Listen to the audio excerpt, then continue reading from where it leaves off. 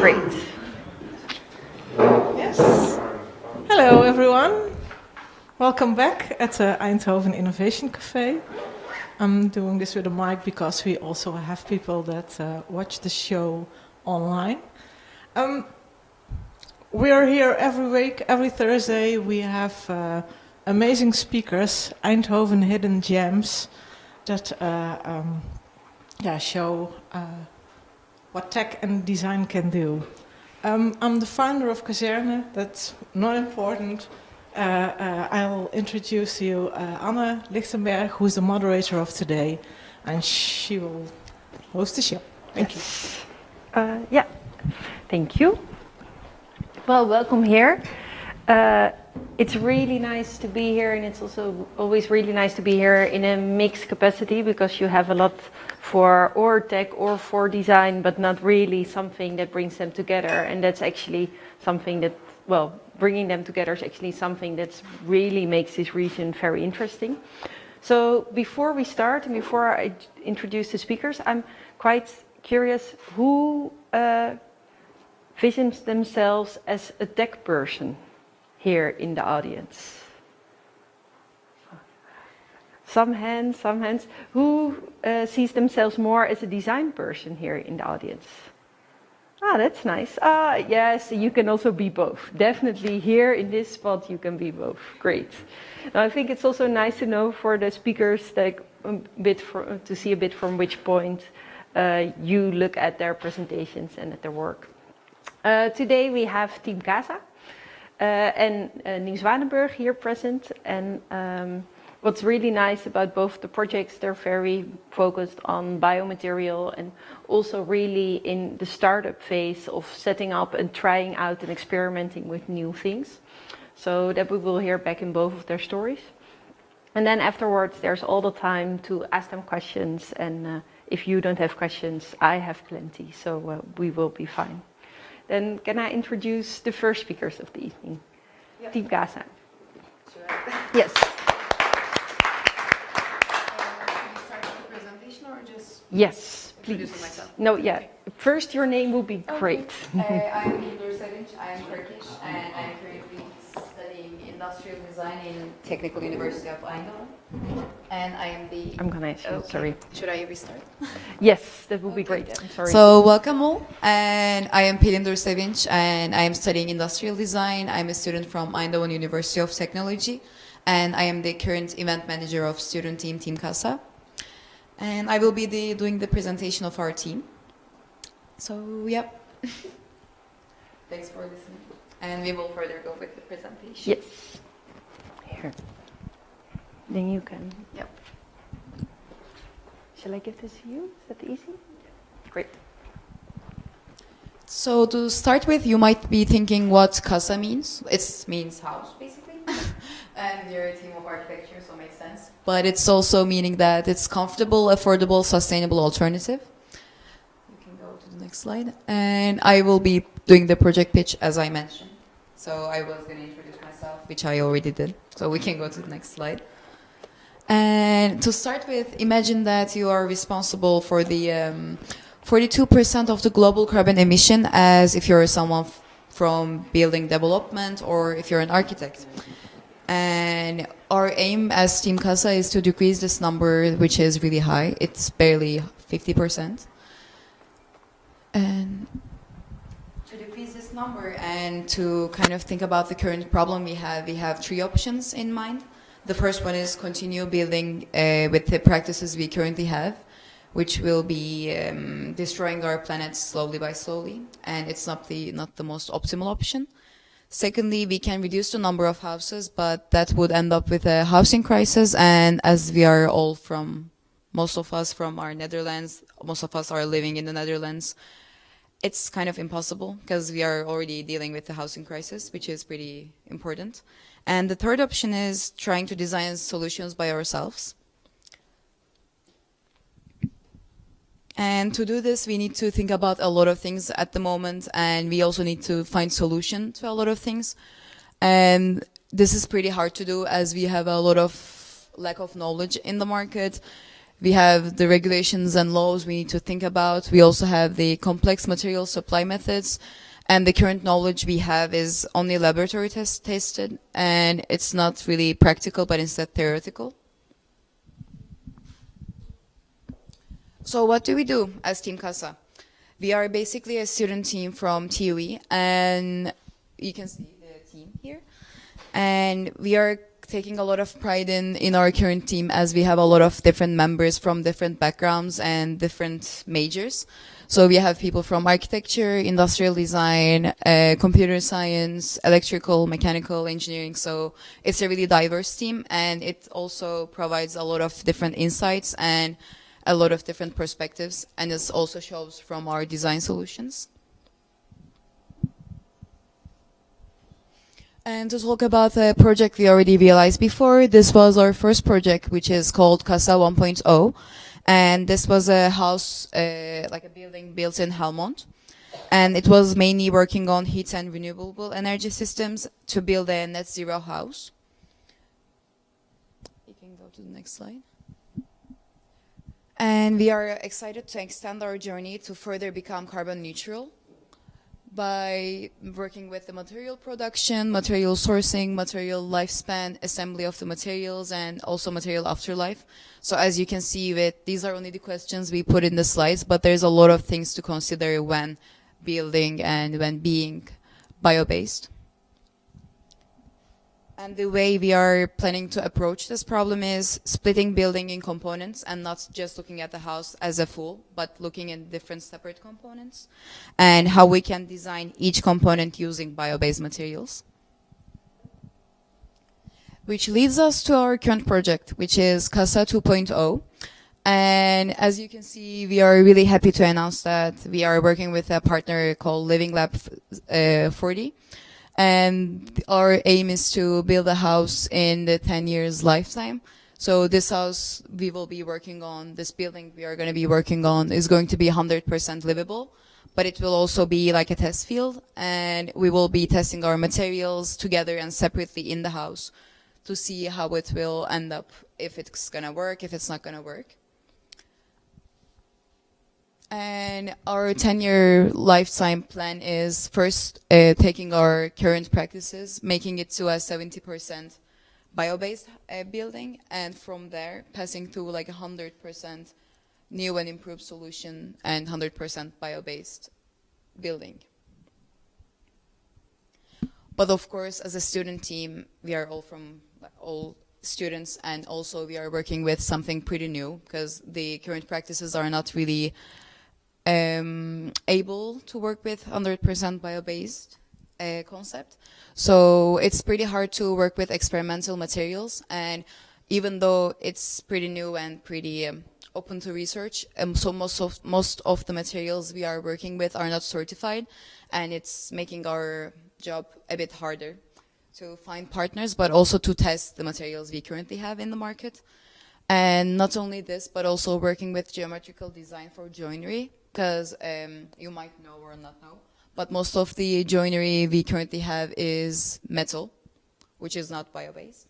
And this is one of the hardest part to work on, because we already have bio-based materials, but not all of them are for joinery. And as I mentioned, finding partners is also a struggle we are currently dealing with. So we will also mention again later on, but if you have any questions on that, we will be asking in our Q&A. And lastly, the team is constantly changing. We are members that's graduating. We have members, also I am a new member, but we have members that's joining the team. So it's pretty hard to have that many dynamic, multicultural, from multi-background people working all together at the same time and for like a specific aim. So sometimes we can't make everything work at the same time all together. But this is something we are working on, aside the other problems. And thank you all for listening. And if you have any further questions, considering the past projects, current projects, or any partnerships, we will be having a Q&A later on. So thanks a lot.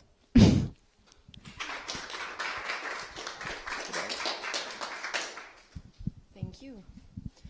I have one question to bridge also to Nieuw Zwanenburg. You said you work now with a lot of material that are uncertified and that makes your job harder. What particularly makes your job harder about it? Sure. So a lot of the materials we look for are just uncertified because they're new to the market. They're not even on the market. So they're just not certified for the built environment yet. But once we reach out to these people, it kind of like also motivates them to get the certification, but also have an opportunity to test out their materials, which would be our living lab. So of course it's a challenge, but it's also kind of an opportunity to find really like new and niche materials that have not been explored yet. Great, thank you. Well, then I think I would ask Marijn to come up and to also talk a bit more about Nieuw Zwanenburg, because I think, well, you have exactly the same problem. But it's interesting to hear your take on it and about Nieuw Zwanenburg. Thank you. Thanks, Anne. Thank you. And the next slide will be the first one? Super. Hi, my name is Marijn van der Pol. I'm a designer, but I'm also co-founder of Nieuw Zwanenburg. And Nieuw Zwanenburg is a machine shop for the future. It is a 17th century long gable farm. It's the newest addition to the Brainport ecosystem. So it's a very old Dutch farmhouse with 10 acres of land, where actually we try and grow the roads and bridges of the future. And this is part of our mission statement. So we say it's a machine shop for the future because what we found when we started was that, well, let me introduce it differently. I think we're all sitting here in the city of Eindhoven, and if you look back in our genealogy as people, as humans, we're probably like great-great-great-great-grandchildren of the Industrial Revolution. And for about 250 years, we've done really well in trying to alleviate ourselves as a human species by making things very efficiently, right? In large numbers, mass production, and when we mass produce something, we make it better, cheaper, and then we try and optimize that system, and it's mainly aimed at profit. However, many of the problems that we face nowadays as a society, and not just as a Dutch society, but as a global society, if there is such a thing, those are big systemic problems. They can be energy related, climate, care, elderly people, so many things. And these complex societal challenges, they live outside of sort of single entities. They can no longer be solved just in ministries or governmental organizations, nor can they just be solved in innovation funnels in companies. And the founding principle of Nieuw Zwanenburg is that it is a machine shop for the future. The Dutch word is werkatelier. And the principle that we are trying out, and we're actually trying this out, we have more questions than answers. Even though I'm very convincingly trying to tell you something about Nieuw Zwanenburg, and we'll continue to do so for a good 8 minutes, we have more questions than we have answers. And this machine shop for the future, this werkatelier, is built on the principle that to try and address these complex issues, you need to work together as equals. So what we try to do is bring together these different disciplines. So I just told you the Industrial Revolution, so entrepreneurs are part of this equation. We're translating this from Dutch. We have 5 O's. It works well in Dutch. It doesn't translate so well in English. So these are the 5 disciplines. One of them are entrepreneurs. We have designers. We have educators.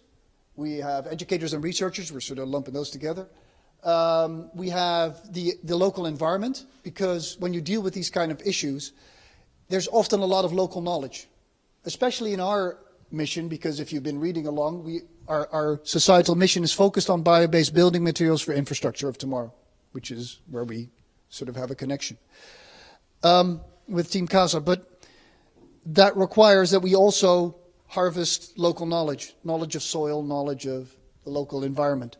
So we have farmers on board as well. I'm looking at Anne because we're in this together. She has a double role tonight. Who am I forgetting, Anne? Educators, designers, well, government. Sorry? Yeah. So we do have governmental professionals on board. And the reason for that is that when you try and work on these kind of complex issues, you want to have legislation on board as well. So when you when you work on, let's say, material, when you're trying to innovate materials, then you also want to be able to look at legislators and say, okay, will you help us get regulations on board so we can actually implement these things? Or if there are hurdles, can we try and address those together? This is a very, even though the farm is very old, and it's located, by the way, just outside of Eindhoven, in a little town called Oorschot. It's just to the north, 45 minutes by bike. And this farmhouse, even though it's very old, this ecosystem very young. This was living in our heads as an idea 1.5 years ago. 1.5 years ago, we were transversing, me and fellow designer Leon Kuppe, who was one of the founders of the Dutch Design Week. We were transversing the Netherlands, looking at all these different living labs and ecosystems and asking everybody critical questions. Like what went well when you built this ecosystem? Or living lab? What mistakes did you make? What did you learn? How did you scale? How did you address all these issues? And we were trying to answer the question whether there was actually a need for a place like this. And now, 1.5 years later, we have a home for the next 10 years. We have 10 acres of land. We are growing our first crops. We're growing miscanthus currently, fiber hemp, and sorghum. Miscanthus, zonnekroon, vezelhennep. On our land. And we're doing so, I don't know if you've watched series like Clarkson's Farm or The Little Big Farm, or is it The Big Little Farm? We're running into the same issues. So we're trying to do things differently. We're trying to work with less pesticides. And so the weeds are kicking the ass of the fiber hennep and they're growing stronger. But we're also making strides because one of our other crops, we found a way to mechanically get the weeds out where normally they would be using pesticides at the start of the growing season. So we're learning as we're going along. This is a picture of, not a picture, it's Google Maps. But this is an image, a top view of part of our land, large part. So there's a few buildings. I'll show you for some actual pictures after this. But there's an old farmhouse, Long Gable Farm, where we work. This is our land. Our fiber hemp has been planted here, which is a crop that lasts a year. And we're hopefully harvesting part of it, whatever is salvageable, because I don't know, you've probably noticed this in Eindhoven as well, we had so much rain. So we planted late, then the weeds won. So we lost the battle here with the hemp. But our miscanthus and our sorghum are actually doing quite well. And this is a multi-year cycle, so I think we're harvesting, from the 3rd year onwards. And I don't know exactly whether it's 10 or 20 years that we'll be able to harvest here yearly. We also have 2 other plots which are located a bit further here on the map. If this map had more lines, you would see a highway running here, and Eindhoven would be located about here. Oh yeah, maybe this helps. This puts it in perspective. Here's Eindhoven, and we put all these different ecosystems and living labs that exist. TUE is here, which means that we're probably here somewhere. But anyway, you probably recognize some of these words, but Nieuw Zwanenburg is located just outside of Eindhoven. Here's the highway. We're in a rural area because we're dealing with crops. But we're also prototyping a possible future for not just entrepreneurs who want to work with bio-based materials, or for the Dutch Ministry of Infrastructure and Water Management who want to build different types of roads, right? And who right now only work primarily with steel, concrete. And of course, they're very risk averse, so they're kind of hesitant, but they're giving this a go. They're part of our ecosystem. They're part of our founders. But we're also prototyping something for the surrounding area, because farming in the Netherlands has an uncertain future as well, right? Whether it's people that have livestock or people that are growing crops, there are many different challenges ranging from climate to legislation again, scale. So it's uncertain, and it's uncertain, but like switching to crops, the crops that we're growing right now is also risky for them because the business case might not be solid yet, or they might not know how much they could harvest or how much they can get for this crop, or if they actually can sell this crop because there's not a lot of demand. And why is not a lot of demand in construction? Because there's not enough people growing the crops. So we're trying also to break this impasse and see if we can make this work. This is Nieuw Zwanenburg. This is the 17th century farm from the Casa family. We also have some adjacent buildings. Anna, how much time do I have left? Yeah? Okay. This is a big shed, a big barn, which is actually sort of a multi-event space where we're going to be working on crops there, but currently we have an exhibition there. We recently hosted an event for about 40 people. We had a really nice dinner inside. Here are our fields next to it. We have a small farmhouse in the front, which is currently inhabited. So we have some people that are actually looking out for the place for us. But this is currently our working area. We have our offices, if you can call them that. We have some more spaces behind the farmhouse there. And what we're doing is actually trying to answer many questions at the same time. Because as I said, we're prototyping a new way of working together with these 5 O's in total as equal partners. And that's a challenge by itself. We recently founded a foundation, the Nieuw Zwanenburg Foundation, which gives us a legal entity to start gathering funds. So we're trying to become independent from our current co-founders and the people that are currently funding us, which is, let's be clear, it's government primarily. This is also a governmental building, which is a great way to start because we got the keys for the next 10 years and there is not a big investment company that is watching us succeed so they can turn it into something else. We have the opportunity here to fail, to experiment, and we have the backing of the ministry behind us. What's the next picture? Oh yeah, this is Anna, this is me. This is inside of the barn, and this is part of our founders collective. We meet every month to address everything that's going on, and that can be anything related from, well, we don't have our farmers here at the table. This is a picture that is missing a few people, but we have our local farmers that are talking to us about how our crops are doing. We have our governmental professionals who are talking about how we're working on fundraising, but also working on legislation, and are trying to make combinations between the crops that we harvest and contractors or entrepreneurs that are experimenting with our crops. So we're trying to make combinations between crops on one end and let's say fabrication or getting it to market on the other hand. We have educators on board. Me and Anna are working together currently with different parties ranging from local trade schools to people from Fontis that are doing graduation projects. We are meeting with the Design Academy next week. Their master's program is looking for studio space. There we're going to set up, or actually we've already set up a educational program at Nieuw Zwanenburg, which is called Ateliers Nieuw Zwanenburg. And so we're discussing all these things at the same time. So we have a full agenda, and then in between there's all these things happening as well. What we're also doing is trying to spread the message. And this was an event hosted this April. It's a it's a cycle of 2 events per year, sowing and harvesting. This was April, and in this month we did harvesting. And there we invite, let's say, the entire ecosystem, every one of these 5 O's as future ambassadors, as people who want to join, as people who can bring us projects, as people who are interested or maybe sowing some crops with us, spreading the word. And so it's about 40 to 50 people that we gather. We do a program. We take them onto the land and we show them what we're doing. And it's just one big instrument that we design to further our message and to get these questions answered. This is one of our farmers, Alt. Very talented and very passionate person.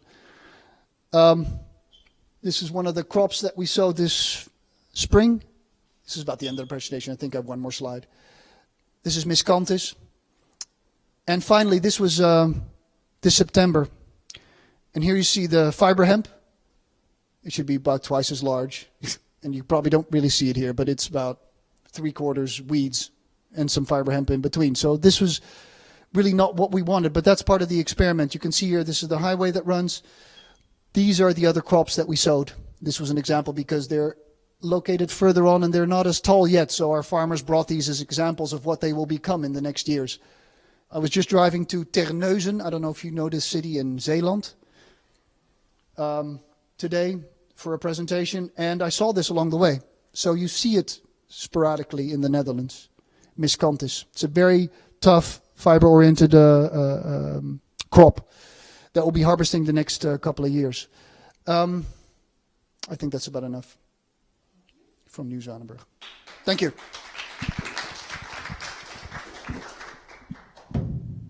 I've immediately a question for you. Of course.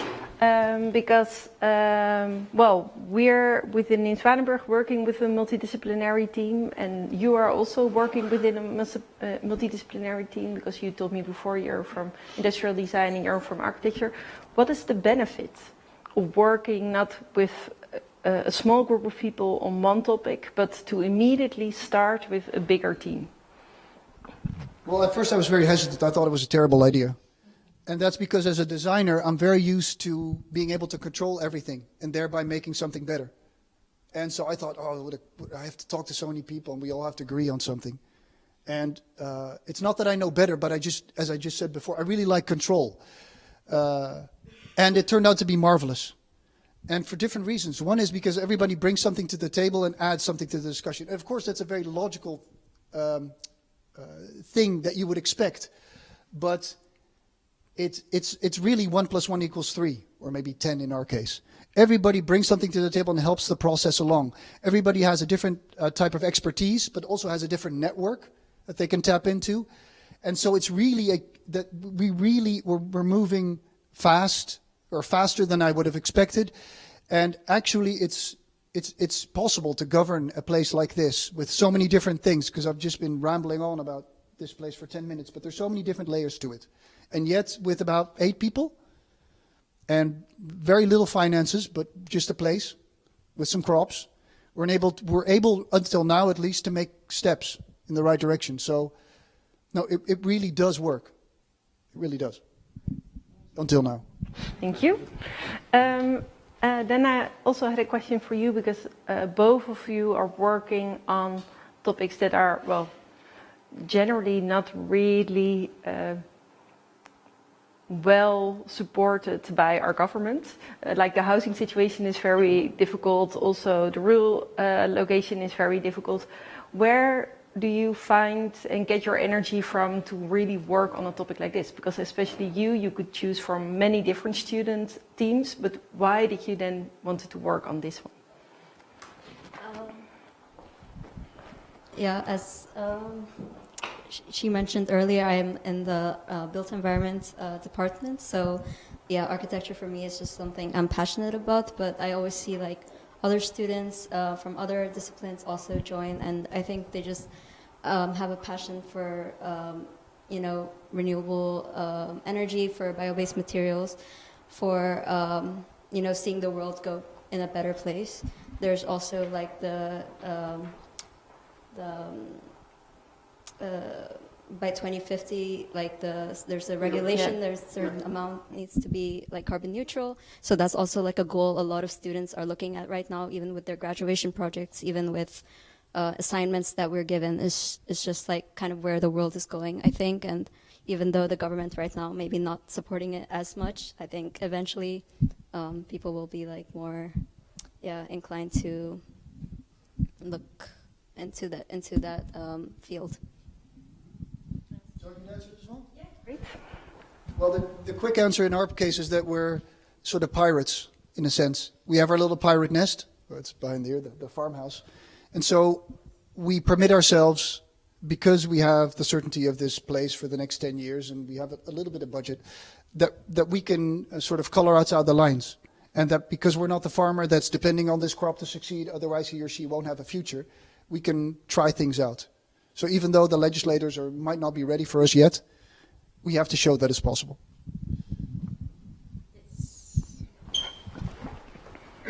How much farm tech is kind of going into this at this point, and do you see materials like in the future? Like I just was at I think it's called Start Life at Wageningen today, where they had a demo day, and there was actually like wood that's made from cells, like you know how there's burgers that are made out of the cells. Well, they're making wood out of the cells, and I had a lot of questions about that. I mean, I think it's kind of crazy because we have trees, right? But the idea that maybe you could use those trees in a square format, right? Those, you know, quaked or whatever you call it, made trees to, then you don't waste the tree, and because you use all of it because it's in a certain shape.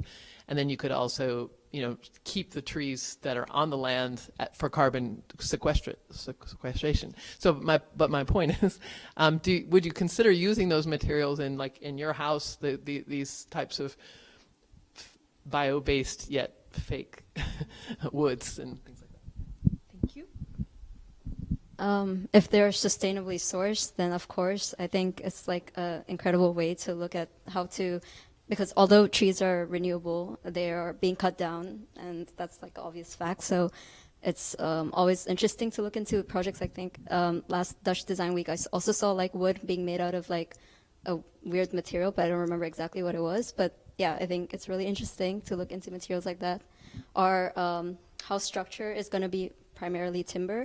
So yeah, again, even though timber, it is a renewable energy and a renewable material, looking into materials like this could also be really, beneficial and useful to the project,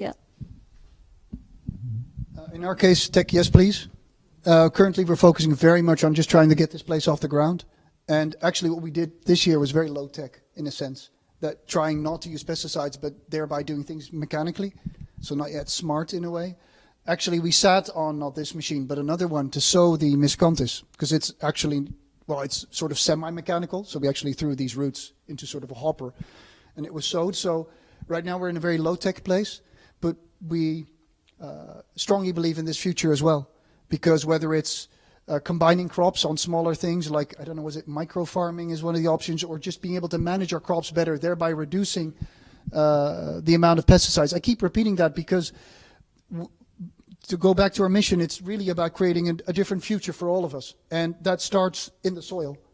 So yes, please. We have one of our former co-founders, Bert-Jan Woertman, is currently connected to the VER. Okay. Yes, good? Yeah. Okay. That's why I was there. But we need a lot of help, so please. We should, Bert-Jan and I should brainstorm with you guys about some things that you could do, because there was actually a really interesting company there that's doing a fungicidal treatment that uses, instead of using microorganisms to do that are not from this area, not from your area, they would actually be able to do that without microorganisms, and it could all be done locally. So you're not introducing new stuff into your area, and you're able to control the fungicide and all this kind of the fungus, and yeah, it's really some radical stuff going on in Wageningen, yeah. And so it's all about doing it consciously and doing as much locally as possible, probably, and doing things that are, not harmful for a future that is not about mass production, but about good things for the land. Yeah. I think that's a really nice question, because both of you talk about a lot of things that play a role. Do you have like a list of priorities? Is there one element more important than the other, or how do you make a decision about that? Do you mean in terms of like the materials, or? Yeah, I mean, what we're doing is trying to look at like every layer of the wall of the house and seeing how we can replace each of this with a bio-based material. Right now, like for example, insulation, it's not used, like in most places, it's not with a renewable or bio-based material, but we're looking into materials that can be replaced. So in terms of priority, it's kind of where we get lucky and what we find first. And obviously we start with the structure, but then looking into all these wall layers. Last week we had a meeting with like a polymer company. So we need like those materials for, the foils in the wall layers. But it's quite hard because they themselves are in the like kind of manufacturing process where they can't, the product's not ready for market, so we can't just straight away apply it to our house. So it's all like a very long process. So it's very, I think, lucky when you find companies that have materials that are kind of ready to use in the house. But yeah, in terms of priority, I think it's kind of where we find like what we find first. Yeah. Well, in our case, this is basically just one big cry for help, or please come help us. No, we're running the place, but there is room to grow stuff. There is room to build stuff. So we have these buildings that we're trying to convert into workshops as well.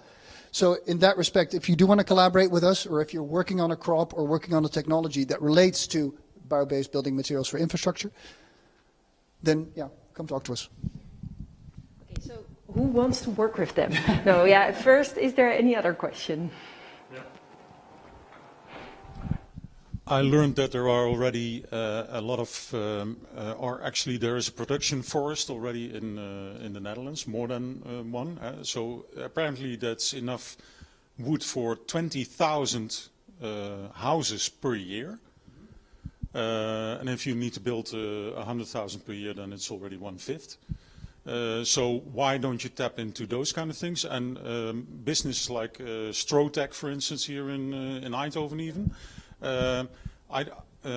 Actually, my comment is more or less, why don't you have a roadmap that you can start off today with stuff, and then via Wageningen and whatever technology and whatever you can grow over there, build up to a larger amount of houses that you can already start building now, and to the future make even more attractive. I think it's primarily for Team Casa, and then you respond to from Nieuw Zwanenburg. Is this the question also in line with the methodology of first fixing 70% and then growing up to 100, or how do you look at that? Yeah, so there's already bio-based, like living labs that are 70% bio-based. So that's kind of our first goal where we want to reach. As a student team, because we're all students, it's kind of like a learning process as well, and not something we know how to do, but kind of what we're learning along the way. But yeah, so the 70% is kind of what we want to reach by like 2026, the beginning of the 2026. And then 100% is like 10 years after that. So yeah, why we don't like produce a large quantity of houses, just like it's because we're just figuring it out. And we want to see how possible it is to have this like bio-based house, but also be able to switch out these materials in the walls themselves. So that's kind of our concept, where we want to be able to like switch out, for example, the facade or the insulation over time, so the people living in the house can also test it out and monitor it. There'll be sensors and stuff like that to help with that. So right now it's just more of an experimental thing rather than like a thing we can grow as a big project. But if it is successful, then of course we're going to see if it's possible to scale it up. In our case, it was a conscious choice to work on infrastructure, and it was clear from the start. So, which also means that because as I said in the beginning of my talk, because it's such a complex challenge that would give us a greater chance of answering it. We do have a networking organization called Building Balance, which is a nationwide program funded by the Ministry of Internal Affairs by, I don't know, like 8 million or something. Anyway, but they are trying to connect, they call it from land to building, basically. Land tot pand, that's better in Dutch. But anyway, they're trying to set up combinations between farmers on one hand and, let's say, your house on the other hand. And anything, just the whole chain in between. They're one of our founders as well. So they are part of the discussion. But what we said when we started out with Nieuw Zwanenburg was to see if we could focus on infrastructure. But it makes sense that, because trees line our property, because food and sometimes these bio-based building materials are, you know, sometimes sort of very close to each other, that these are sort of collateral, sort of, I don't know, crops that we would be very interested in. But we have our focus.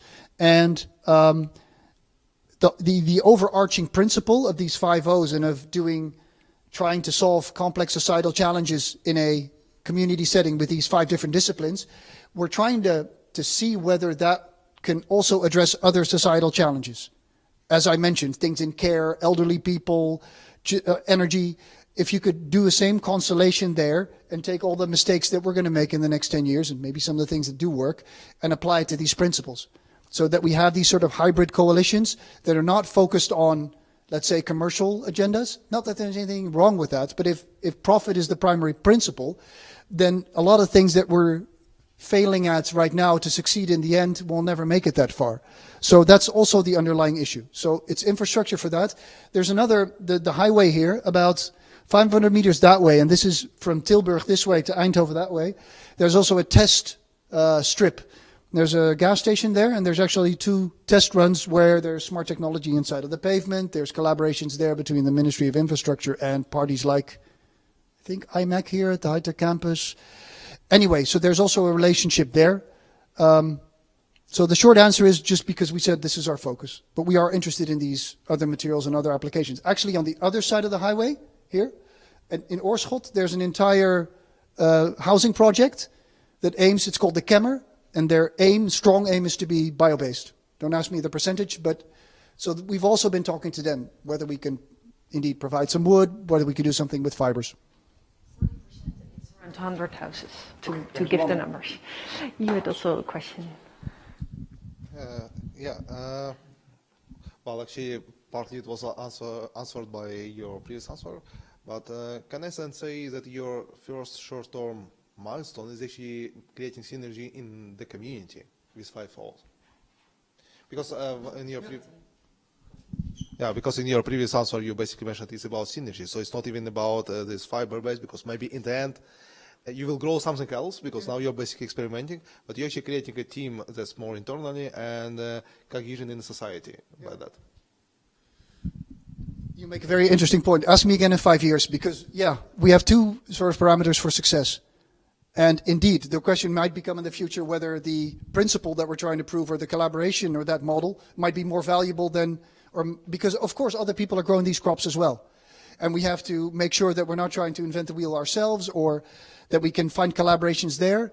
Anna and I, part of our Founders Collective, and we're actively just trying to establish this principle. So indeed, to actually grow the crops and to actually do these material tests, we need we need entrepreneurs, we need students, we need projects. So ask me again in 5 years. But I'm equally interested in both, because both have tremendous societal value that goes beyond profit, which is also a very interesting principle, because almost everybody that's involved or that visits a place connects to it on that level, on that sort of core, sort of almost heartfelt, connected value. And that makes it kind of special. And how do you look at this? Because you also mentioned a lot of students are looking at the goals that they need to reach in 2050. They are preparing also for working after their student. How are you looking at this? I think it's a very important aspect of all our lives. With our project specifically, it's not really focusing on creating the synergy, as you said, but kind of just experimenting, but that does build the community within the student team itself. I mean, you elaborate more on the question. Yeah. Yeah, thank you. Are there more questions? This is a quick one. Remind me, Nieuw Zwanenburg, those crops that you're making. So you mentioned sorghum and hemp, and maybe this other M1. What is it that the end product? What are you doing with that in the building world? I know hemp can be made into ropes or something like this, but I don't know how it's used. Can you make platforms or something in the building world with that stuff? There's been some work done at the TUE, and Vaas Mone, who recently retired, but is also one of our founders. Now we all about mention every one of them. Vaas has been working on bridges, right, that use hennep and created girders that way. Also smart bridges. I think there was one at the Floriade. It'll actually be placed at this test strip which is actually a service station, the Shell station that I was just pointing out. The bridge will be, because it was laying vacant right now. So yes, those type of constructions, but maybe you can elaborate on as well. Have you heard about? Yeah, I'm not too sure, but I think for like, I've seen it like being tested for insulation as well. Yeah. But we're focusing also on construction. But it's in sort of the initial phases, so currently,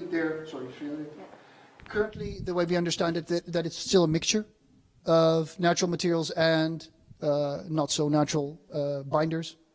But that's where we can really make some changes. And because we have the Ministry of Infrastructure on board, it's an easier way to get to, okay, could we test something here? Or would you be open to using this alternative material in this construction?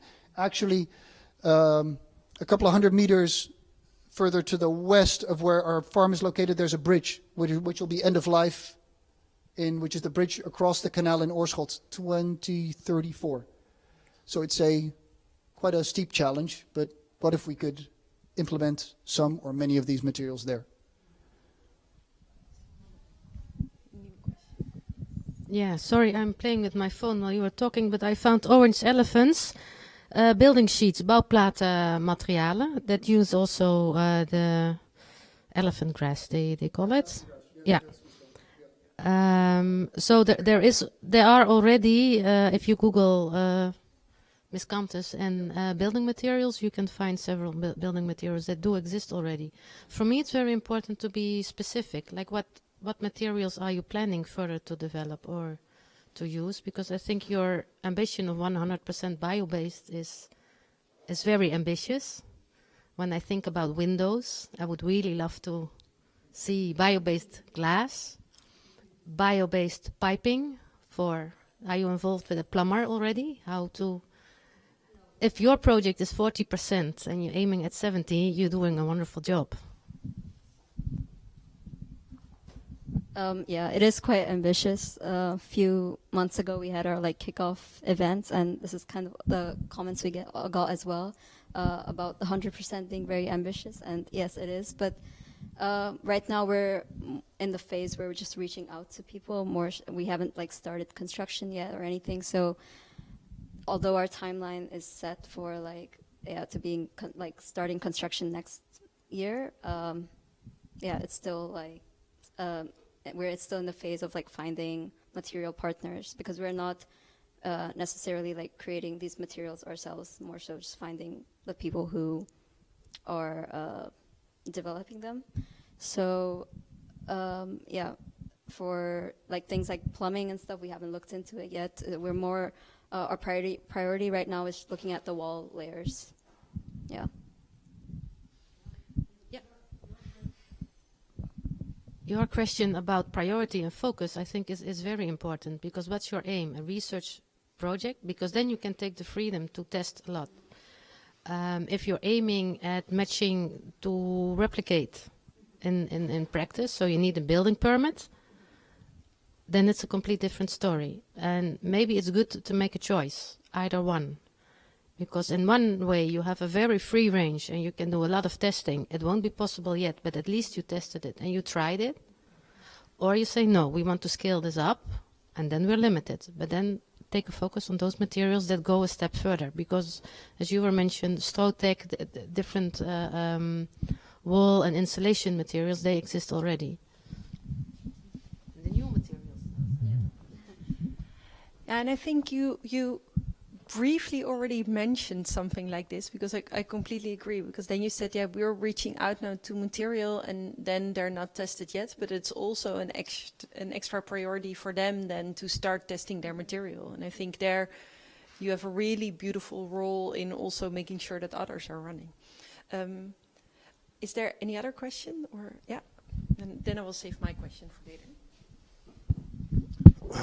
In the future, the water and land will be getting more and more scarce.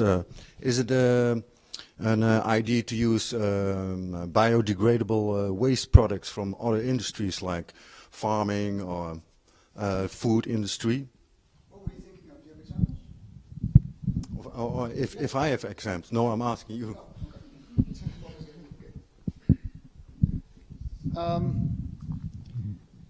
we're looking towards other industries as well, because when you look at infrastructure, it's very super conservative. There are very strong lobbies in things like concrete that are making things difficult.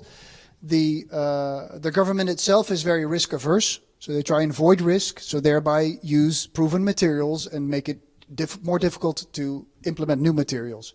So we're looking at Team Casa, we're looking at maybe using things from housing construction. We're looking at, if you think about a bridge in the future, that's of course, if you think about a bridge in a material like elephant grass, then you have to think about how many, if you can drive a truck across it, and not just once, but for its entire lifespan, whatever that may be. And so we also maybe have to start smaller. And so we're just right at the beginning of this entire process. So we're looking at other industries. We had a designer recently that came to us who's actually working in the interior world and who has developed a process whereby using flask, I think. But I was just talking about these bio-based binders, right? That oftentimes it's still a natural fiber, but then with a synthetic resin.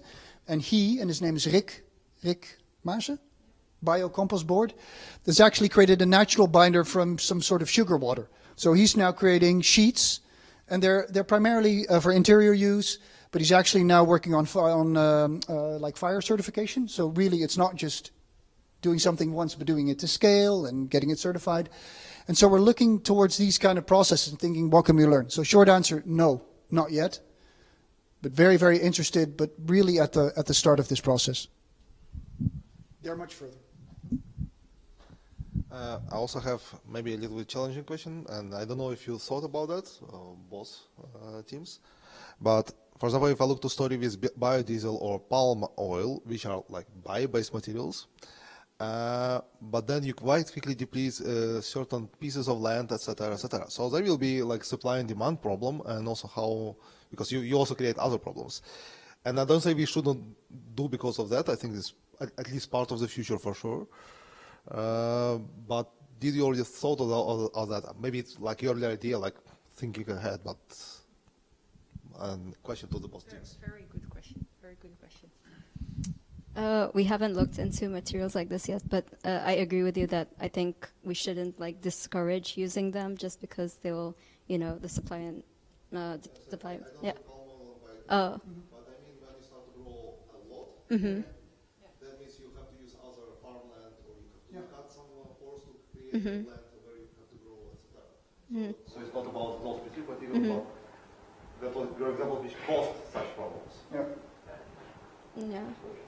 Yeah, there is definitely materials like that, and I think we should still be trying to experiment with them and kind of find solutions for, where to use them and how to use them like effectively, and not just replace everything with them maybe.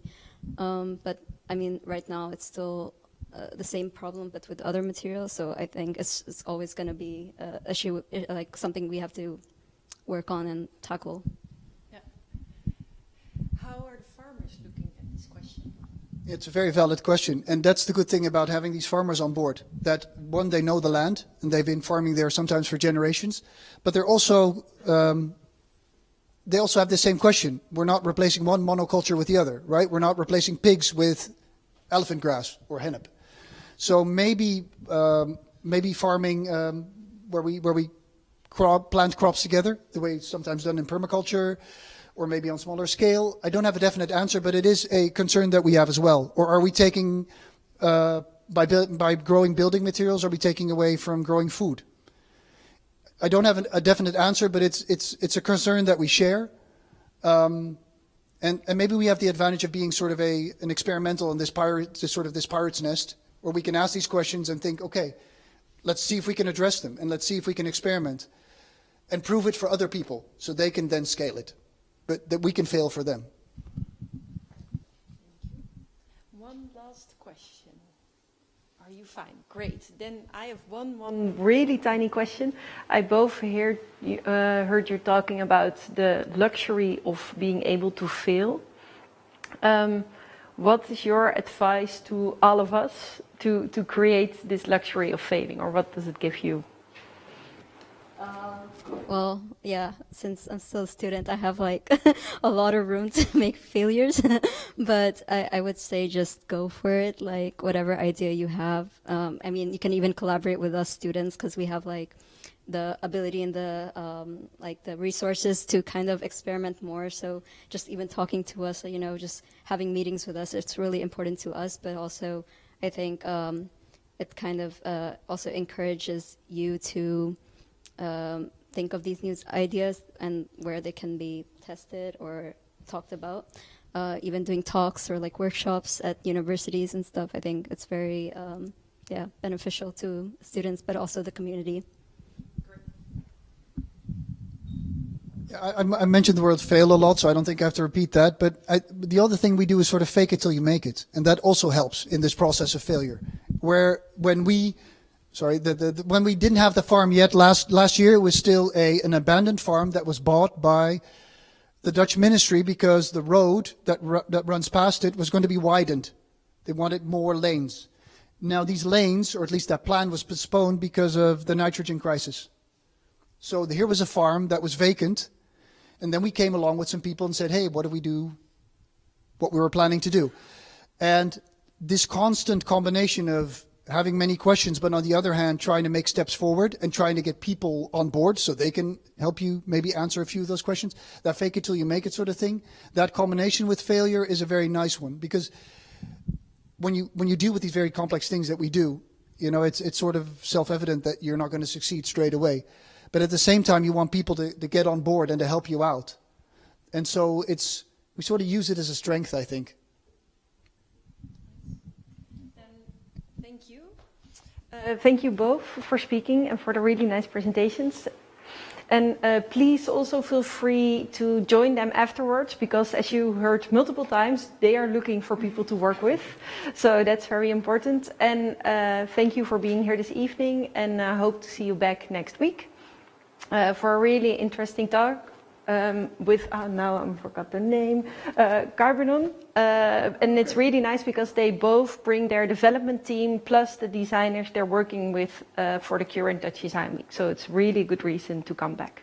So thank you, and thank you all for being present. Thank you. Thank you, Anne, and thank you, Betsy, for connecting us to Team Casa and also to Carbion. So that's great. I want to invite you for a drink in the other room where we were before. And who wants to join the speakers for dinner is most welcome. So have a nice evening. Hope to see you back next week.